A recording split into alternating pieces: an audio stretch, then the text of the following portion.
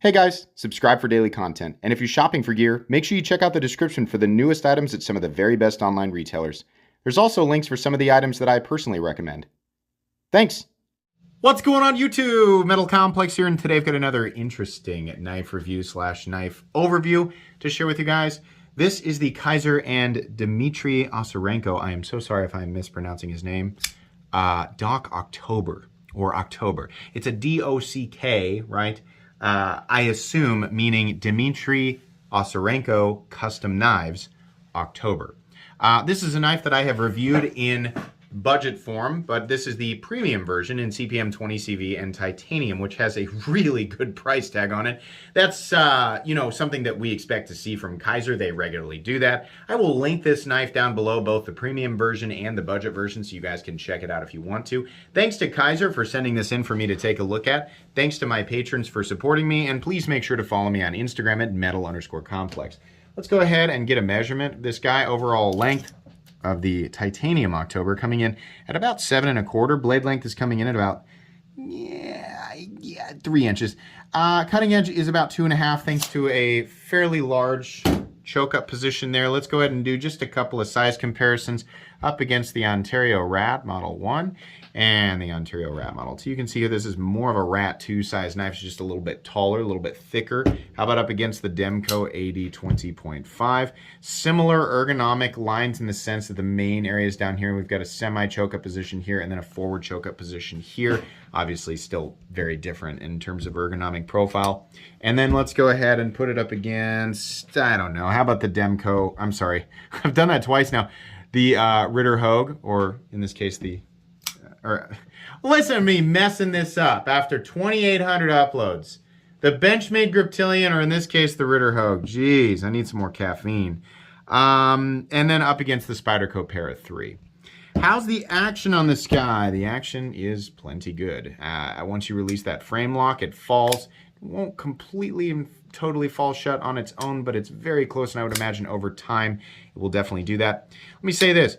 Opening it with a little finger thing right here, trying to go this way, doesn't really work too well. Reverse flipping it works pretty well. Not the best, but it does work. Flipping it. Once you get used to where it wants you to flip, you can do it, but it is not comfortable, and here's why. They have cut this area out and made this flipper tab as low profile as possible. I'm actually gonna have to switch to my left hand because this finger is burnt out from doing it before I started the video.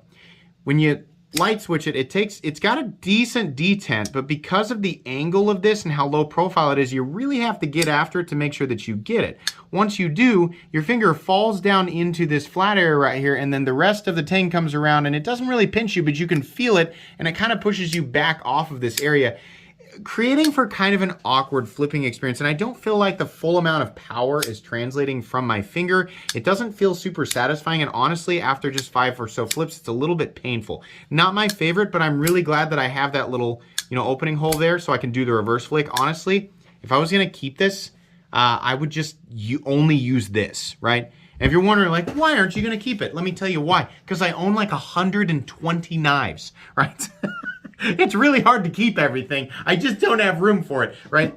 There's a lot of good things to say about this. Don't let that deter you. But if I was going to keep this, right, I would be using the little, fuller thing every single time, or the little opening hole. Because that flipper tab, it might as well just not be there. I honestly wish that this area was filled in and had more of a traditional flipper tab, or just one that would allow me to get a little bit more leverage on the blade.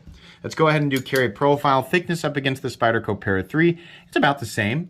Length and height up against the PM2 and Para 3. Where are you, my friend? There you are. All right, overall length, it's about the same. Honestly, maybe a little bit shorter than the Spyderco Para 3.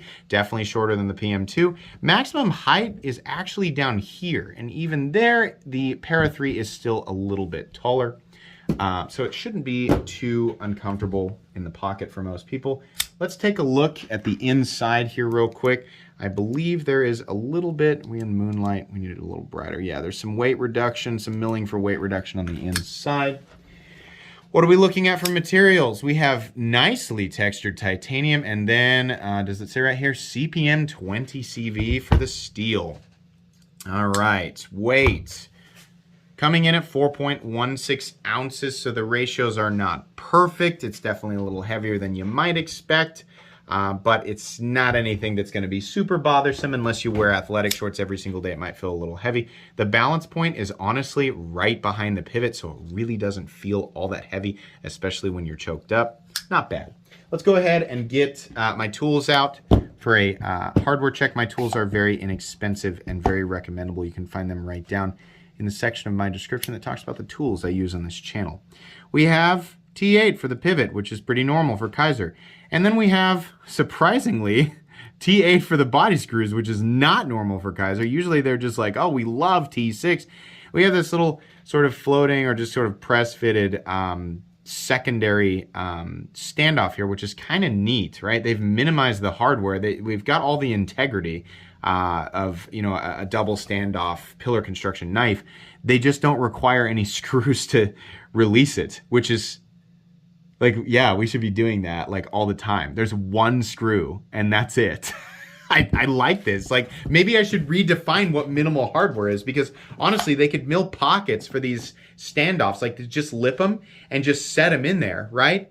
It's not like we haven't seen that function very well many times before. So yeah, I like this. This is really easy to take apart. You got a couple of T6 screws there for the pocket clip. No big deal though, honestly. And yeah, that's pretty much it. Blade stock thickness. Let's go ahead and measure that. That looks to be about 140 thousandths or so, maybe a little bit less. 135. Isn't that what Kizer likes? Nope. I'm way off. Really? Sorry. I got so excited I spit. Am I really that far off? Yeah, I am. God. Okay, it's way thinner than I thought it was. Okay. 115. It says 112. It's probably about 115 thousandths. All right. That's the one. That's the thing I'm usually wrong about.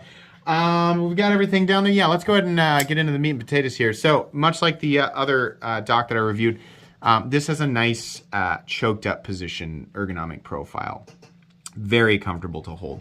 Another thing that I like about this knife is that if you lay it straight down, the first part of the edge that contacts a surface is back here where the edge starts, which is nice, because if you do need, right, if you're doing some food prep, maybe you're not camping and roughing it and trying to survive in the wild, right? A more realistic scenario is you're grilling and whoops, you left your knife inside, like the main, whatever knife you're using, right? Obviously, this is not the most optimal food prep knife out there, but will it work? Yes. And that's pretty cool. I have done that before. Obviously, if you're going to cut into food, you want to make sure that you don't have any toxic residue on your blade. And you also want to make sure that you wipe the blade off after you're done cutting, because, you know, if you're cutting into meat, it's not gonna, you know, that's gonna create a situation that's not good for your blade. If you're cutting into vegetables or fruit, you know, acidity, that sort of thing is not gonna be good for your blade. But it can be used, right? And this is CPM 20 CV, 20% chromium, roughly, and it's very, very stainless, right? So yeah, you know, not the most ideal thing in the world, but it will work, and that's nice. Choked up, very comfortable. A little bit feeling this a little bit here. Not too bad, honestly, though. You know, it's pretty good. The edges here, the edges of the titanium are nicely knocked down. Back here, you get a 3-finger, and it's okay. You can kind of do like a mid-choke right here. A mid-choke. And that's fine. It's comfortable because this space is nice and open, and these, you know, the edges of everything are knocked down. So you have a few different options. The blade does not necessarily force you into one specific spot. It feels pretty comfortable in all of those positions, honestly. The action, I don't know, we kind of talked about it. The action is good. I put a drop of 10-weight nano oil in it because it was feeling not grindy. It just felt like it was maybe a little bit dry. 1 drop of 10-weight nano, and this thing just beautiful. I cannot recommend this stuff enough, guys. It's down there in my, you know, where it says the tools I use on this channel, right? You can also go with KPL, which is also linked down there. Either way, this stuff is great, and it works wonders on your knives, I promise. Really good. Disengagement of that lock bar, very easy thanks to a nice large cutout there. You can move it to the side. You got plenty of room for that thing to drop, and usually it'll contact your thumb in the forward choil area, so not the blade, and that's nice. The blade itself is very nice as well. We have this fuller that extends off of the opening hole here, and it's polished, just like the rest. I think it's just satin finish like the rest of the blade. We have a nice sheep's foot blade profile, which is one of my favorite for EDC. You can get your finger up here, do your draw cuts. It's got a little bit of belly, right? Slicing, it's going to be pretty good. This does get pretty darn thin out at the tip. It's not the most aggressive taper, but it does get nice and thin out here. Edges are sharp a little bit. This actually isn't bad. And you know what? That's not bad either. I thought it was sharper than it would be. No, actually they knocked those down pretty well. Jimping also extends out to a reasonable point. It drives me nuts when we have a choke up position and they're like, yeah, the jimping stops back here. I'm not holding it like, I'm holding it like this, right? If I'm doing that type of thing, I kind of want my thumb to just be ever so slightly extended further than wherever I'm choking up with my index finger. This feels a lot more natural. This is really good, right? So if I'm doing something like this, I'm not usually though. Usually when I'm choked up, it's to do this and I'm cutting into a thick piece of cardboard or something like that, right? Most of the time, the cuts that I do, I'm holding the knife like this or I'm holding it like this, right? In any of those positions, it's very, very good. The overall look of the blade is nice. I think if Kizer offers this in a tumbled finish, that's what I'd go for. Kizer does one of the best high polished tumbled finishes on the market in this price range. I prefer that finish because it generally knocks down sharp edges that would, be present on a satin finish blade, even though this is not the case here. It's got a nice look to it and it shows way less wear over time. Really wish that this had the finish on it. Maybe they offer this blade in that finish and I'm just not aware of it. The satin finish on this looks fine. Kizer does a reasonable, in fact, they do a pretty good satin finish. I can't really complain too much. I mean, I think it looks pretty good, right? It says Kizer right here. Then it says CPM 20 CV up here. And then on the other side, it says October and then K3569A, whatever. They've hid this a little bit. The October, we don't need the name of the blade on the knife, but they always do that, right? It's not bad. It's not the most offensive billboarding I've ever seen. It's okay, no big deal.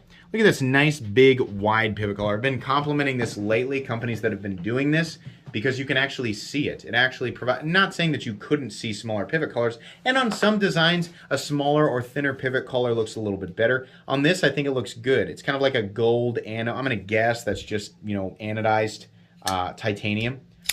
It might actually be, you know what? It might actually be bright. It's hard to tell. In any case, the main point here, it's set well, it looks good, but you can see it, and it gives it more character than if it were a lot thinner. The other thing that I really like is the texturing on this. This is really cool. It's not gonna be for everybody, but I really like how this looks. It's nice. It offers a little bit of traction as well without being, too aggressive. I don't think it's really gonna, actively fray up your pants, at least not quickly, right? Oh no, there's no obvious position for a lanyard hole. I mean, you can attach it to one of the standoffs if you want, but whatever. I don't really care all that much. The pocket clip is definitely deep carry. Just a little bit of the knife going to be sticking up out of your pocket. There's curiously, no mounting position for left-handed carry. I guess they thought the holes would just not look good enough. So sorry, lefties.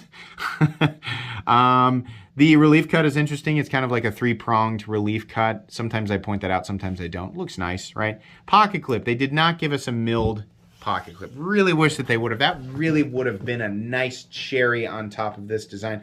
The pocket clip we got has somewhat recessed screws. They're a little bit, kind of sticking up there a little bit. The pocket clip itself is recessed into the titanium. The bill of the clip, honestly, my preference is that it starts to taper from here, comes down to a swoop and comes back up. They went for a slight taper and then a more aggressive drop and then back up and then back out to a flat end. That kind of pocket clip likes to grab things, so it's easier for a clip like this to get bent out. It is titanium though, so that's nice. It'll be a little bit more forgiving. Overall, it's a decent clip. Not really that big of a deal. There is a internal stop pin, which I really like. You can actually see it, that little reflectivity in there. The bar is actually or the pins are attached to the blade on either side. They run on channels on the inside of the titanium, and then contact inside on either side. So you get an additional point of contact. No blade play up, down, left, or right. No lock stick. Just a small hint of pivot lash. Not that big of a deal. Usually, is it? Now I'm not feeling it. Nope. Yeah, it's like a microscopic amount. I don't know if I really want to critique that. Lock bar insert that doubles as the over travel stop, right? Very smooth and consistent in here, especially after I put that 10 weight nano oil in there. And, you know, for people saying, like, it should come like that from the factory. I mean, okay, yeah, fair enough, right? You can sit there and flip it for 2 weeks and it'll get there anyway. Or you can just put a drop of 10 weight nano oil in it, right? Unless the action is just abysmal out of the box, I'm probably, you know, if it feels like overly tight or it feels like it's not going to break in correctly, I'll leave a comment on it, right? Or I'll say something about it. But a lot of times just like fairly tight or, you know, action that just feels like it needs a drop of oil, it just tells me that detent ball is just going to gradually wear its track into the tang of the blade and it'll be fine over time. But this was okay. The 10 weight made it a lot better. Detent, nice and clicky, and it is perfectly centered with no detent lash. Best part about this knife is that it comes in at about $175 or $176. Yeah. You know, yeah, it's 20 CV and oh, premium 20 CV, right? Wow. It's a steel that's literally been around for 30 years that everybody still worships blindly. Yeah, no, CPM 20 CV is great steel. The titanium's good. More importantly here, the execution of all these materials are very good. The design is very good. I do not like that flipper tab. It really drives me crazy. The pocket clip is a little bit lackluster, right? Had they thrown a milled clip on this and you know, just gotten rid of the flipper tab, I would have been over the moon for it. As it sits though, this is still very good. The weight and size of this knife, you know, the profile of the blade, the overall functionality especially, I'm so glad you can actually reverse flick it. This is really good overall. And, you know, versus the competition out there, yeah, every now and then we see companies doing essentially this, and they also do a milled clip. But I just can't get that bent out of shape about it. Kizer's bringing us another amazing premium knife for well under $200. One that is functional and fairly compact and has a good utilitarian blade profile. This is great. I like this knife a lot. It's very recommendable. If you can pick this up, right? And check out the budget ones, right? If you're like, yeah, okay, but $175 is still a lot of money. I agree. Check out the budget version of this knife. I've also reviewed it. This is good. Whatever form you pick it up in, I recommend it. I think this is an awesome knife. Thanks so much to Kizer for loaning this to me. Well, no, actually, no. They gave this to me. Sorry. This is probably something you'll see as a giveaway item on one of my live streams.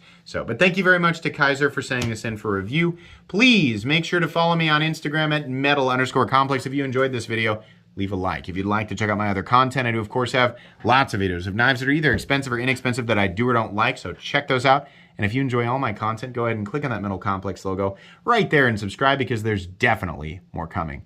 Thanks again for watching, everybody, and have a great day.